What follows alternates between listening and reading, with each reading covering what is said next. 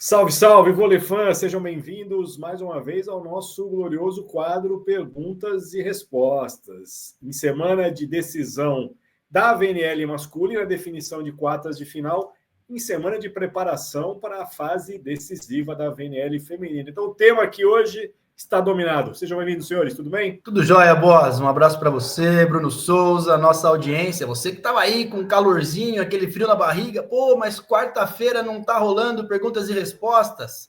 Chegamos. Quintamos daquele jeitão, não é não, Bruno? É isso, Gordinho. Um abração para você, um abração, Daniel, para todos os nossos amigos, já pedindo aquele like da confiança. É o dia em que a seleção brasileira não entra em quadra nessa semana, né? Já enfrentou a Argentina e tem mais 3 duelos pela frente no fim de semana, sexta, sábado e domingo. Então o PR vem preencher aí esse vazio nessa semana. E olha, tem umas casquinhas de banana aqui, tem um clima meio provocativo.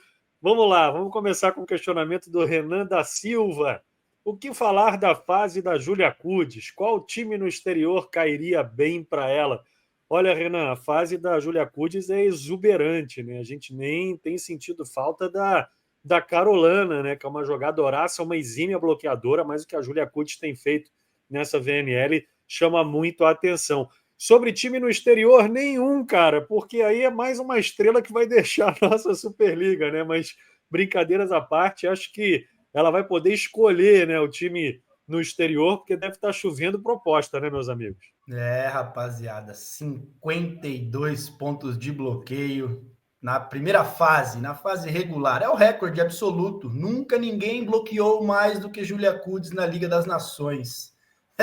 Tá na fada, não tem muito mais o que dizer, não. Tá jogando muita bola e não é só no bloco, não. Também tá atacando uma barbaridade. A China ajustadíssima, aquele tempo costas com a passada da China, também letal. E tô contigo, viu, Bruno? Vai escolher para onde ela quiser ir, mas se alguém quiser levá-la do Minas nessa temporada, vai ter que pagar uma bela multa rescisória. Acho que não corre esse risco, não, a não ser que seja uma proposta muito mais do que irrecusável, né, boss?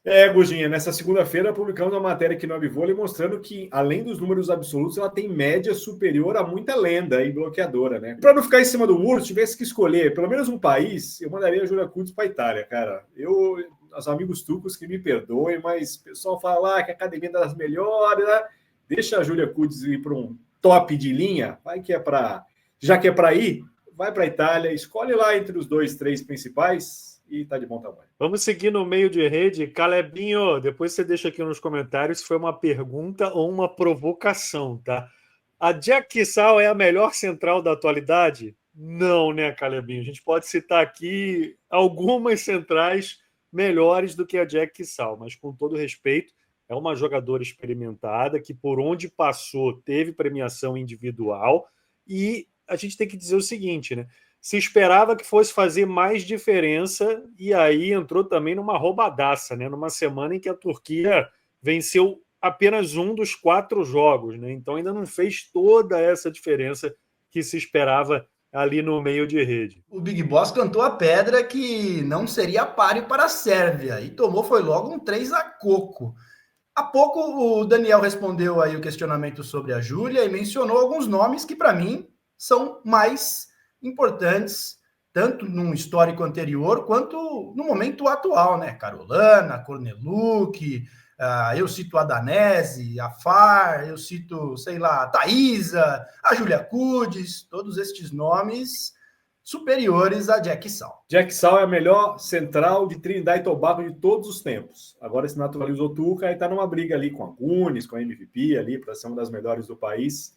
Mas não, ela está longe. É uma boa jogadora, mas está longe de ser, vamos dizer, aquela top de linha na posição. Dando sequência aqui ao PR, Renato César, por que a Itália não joga com a Antropova na diagonal da Egonu? Simples, Renato, porque a Antropova não levanta, né? Quem joga na diagonal dela tem que ser a Orro, tem que ser uma levantadora, né? Agora, se você sugere que a Itália poderia jogar com as duas juntas, aí o Gordinha já deu a letra. Alguém vai ter que passar, né? E, de repentemente, seria a Antropova, né, Gordinha? Na diagonal dela não tem como, porque senão não tem quem levante. Acho que foi na última transmissão, né? Na última transmissão nossa no Jogo do Brasil, em que vencemos o Japão, eu falei que se o Santarelli fosse o treinador da seleção italiana, talvez a gente visse a Egonu na saída e a Antropova na entrada. Mas acho que é uma situação muitíssimo pouco provável. Tem à disposição a Sila, a De Gradi, a Giovannini e a Nervini para esta Liga das Nações, na função de entrada de rede e 2 das 5 melhores opostas do mundo para rodar o galão lá atrás. Acho que em algum momento pode ser aquela mudança de cenário, perdendo de 2-0, nada funciona, as ponteiras não estão dando certo, vai lá, dá de técnico russo na final de Londres 2012 e tenta arrumar um Museski da vida. Eu acho que é a única possibilidade. Porque são 2 acima da média da posição, elas são, e hoje, de novo, a gente falou isso um pouco, né? Talvez estejam entre as 6 melhores, as 5 melhores, a gente colocaria as 2 italianas. Mas juntas, só se uma passasse alguns anos treinando a manchetinha ali. Mas, em algum momento, abre meia quadra para De Gennaro, abre meia quadra para uma segunda ponteira a escolher ali, se for a Sila que não está num bom momento, e aí deixa as 2 lá amassando bola. Ia ser interessante ver. Ecos do tema da semana passada, né, quando dissemos que o Openkoski precisaria ser titular no clube dele para chegar à seleção brasileira. O Douglas Oliveira, então, faz a seguinte provocação. Como explicar Arthur Bento reserva no Minas e estar na seleção principal, enquanto o Paulo titular está na seleção B? Olha, Douglas, eu concordo com você, acho a provocação válida e até me surpreendeu o Paulo não ter sido testado na VNL, né? Para a gente responder essa tua pergunta, aí só entrando na cabeça do Bernardo e da comissão técnica. Não que o Arthur Bento não mereça estar na seleção principal. É um cara de muito potencial, está indo para o voleibol italiano, e acho que, pelo que mostrou no clube, o Paulo mereceria ser testado. Lembrando, evidentemente, que são posições diferentes, né? A gente está falando de 2 ponteiros e o Openkoski oposto. E é curioso porque o Paulo foi efetivado na entrada de rede por conta de uma lesão do Arthur Bento. E essa lesão trouxe essa oportunidade para o Paulo e ele amacetou a bola na ponta, e aí sim, está lá no currículo dele que ele é ponteiro não mais oposto, convocado como ponteiro. Mas a gente não vê os treinos, né, rapaziada? Talvez nos treinos, o Arthur Bento, nos treinos da seleção, desenrolou mais do que o Paulo, a ponto dele ter a vaga garantida e o Paulo ter a vaga dele garantida na seleção de novos, na seleção sub-26, em que, inclusive, ele é o capitão, né? Foi o capitão em todos esses jogos amistosos que rolaram aí contra a seleção da Coreia do Sul, lá em Santa Catarina. Que é um jogador muito promissor, a diferença de idade é pouca, tá? O Paulo é da classe 2001, tem 23 anos, vai completar 24 agora em agosto. O Arthur Bento é de 2004, tem 21 anos completos, mas eu acho que a vez do Paulo vai chegar, viu, rapaziada? Eu vou devolver aqui com uma outra provocação. Será que num planejamento de comissão técnica é dar rodagem ao Paulo jogando a Copa América, os amistosos e a Universidade? Não é preferível para se ver melhor o Paulo numa temporada de seleções? Vamos dizer que ele estivesse na seleção brasileira. O Arthur Bento não está jogando. O Paulo estaria jogando? Então, eu acho que a gente tem que entender planejamento às vezes. Talvez o momento do Paulo não precise ser agora, mas ele está mostrando como um capitão da seleção de novos que ele tem muito potencial. E certamente quem está ali está passando tudo para a comissão técnica do Bernardo. Então, assim, eu não acho que seja uma questão de ser titular ou reserva do time. É uma questão de planejamento para um ciclo de 4 anos. Ei, Daniel Bortoleto, hein, meu chapa? Tá maluco.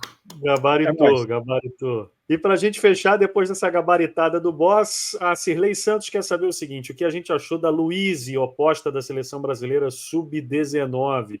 Gostei do que eu vi, e acho que a sua pergunta, Cirlei, já é mirando o futuro, né? Porque a gente está sofrendo com essa posição na seleção adulta, né? Até o momento ninguém se firmou ali, né? Tainara teve chance, a gente viu a Rosa aí tendo minutagem, indo muito bem contra a seleção da Bulgária, que inclusive foi a campeã do Mundial Sub-19, né? Vem uma geração búlgara bastante promissora.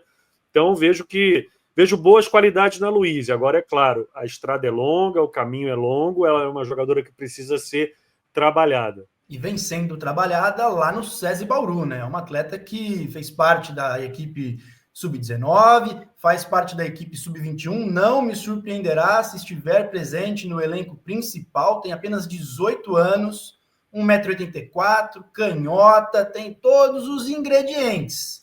Vamos ver quais serão os caminhos dela durante essa longa estrada citada pelo Bruno, mas chamou atenção sim, para mim foi o principal nome dessa seleção brasileira que terminou na 8ª colocação. Tô com vocês, para mim foi o melhor nome com sobras, viu, cara? Eu tinha expectativa com algumas outras jogadoras que para mim não desempenharam tão bem, e a Luíse foi uma surpresa bem positiva. Acho que esse Brasil poderia ter ido além, era um Mundial ali com algumas seleções desfalcadas, a China estava desfalcada porque tem titular jogando, né, na VNL. Então, assim, dava para ter ido um pouco mais além. O Brasil passou bem pela primeira fase, passou pelas oitavas, e aí encontrou essa Bulgária que acabou surpreendendo todo mundo na reta final, e quando o Brasil perdeu nas quartas, eu acho que sentiu. E aí jogou o tal do torneio de consolação, bem abaixo do que poderia.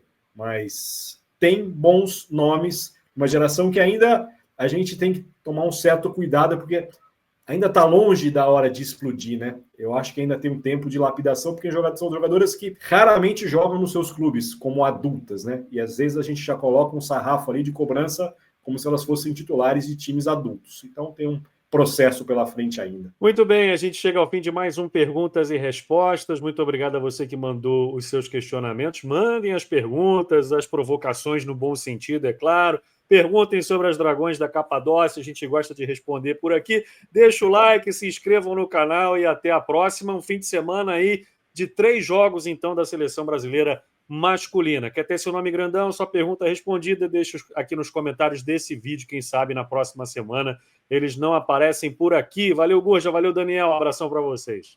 Valeu, Bexouza, valeu, Boss, valeu, audiência, vocês são fundamentais para que esse quadro esteja no ar toda semana. Um forte abraço e nos vemos então semana que vem. Caprichem aí nas perguntas que a gente se esforça desse lado para responder bem da bacana. Olha, moçada, não se esqueçam do joinha antes de vocês deixarem esse vídeo. E deixem as perguntas, deixem as sugestões, deixem as provocações, por que não? E a gente vai estar aqui toda semana para responder 5 perguntinhas de vocês. Aquele abraço.